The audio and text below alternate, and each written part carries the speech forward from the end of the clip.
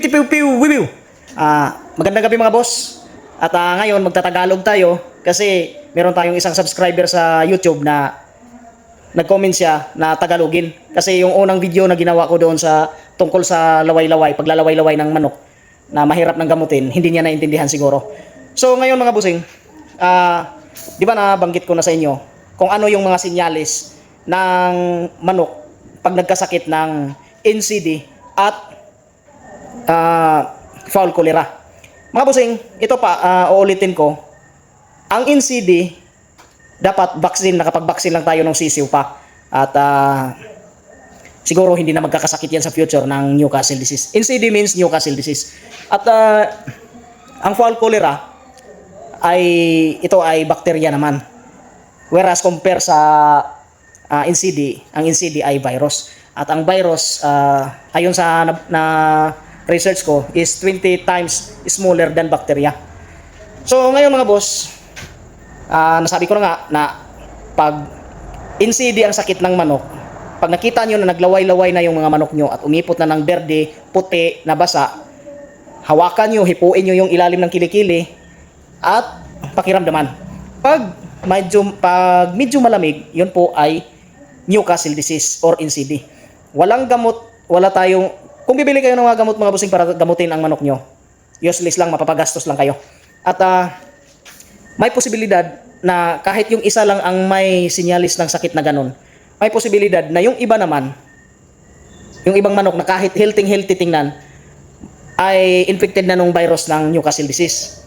So, may pagkakaiba sa foul cholera. Pero pareha sila na naglalaway-laway, umiipot ng berde at puti na basa. So, ang foul cholera naman mga busing, pag hinipo nyo yung kilikili, mainit ang katawan, parang nilalagnat. At pwede pang gamutin yung manok na yon. Kahit anong pwede naman yung nabibili nyo sa mga poultry supplies or aggregate.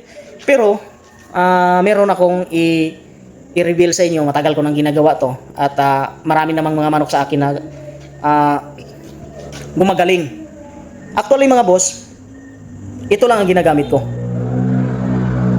Pag nakita ko naglalaway-laway, minsan hindi na natutunawan yung manok at umiipot na ng berde at puti na basa, automatic pipigain, anuhin ko to, yung dudurugin ko to at ipainom ko sa manok na naglaway-laway pag medyo mainit yung katawan. Pero pag malamig, wala na tayong magawa doon mga busing.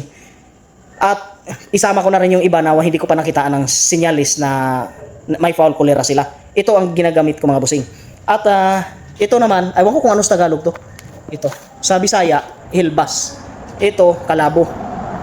So, pinagsama-sama ko to mga boss. At purong duga, nito, dagta. Duga, ano ba tawag dyan sa inyo? Yun ang nilalagay ko sa, sa bibig ng manok.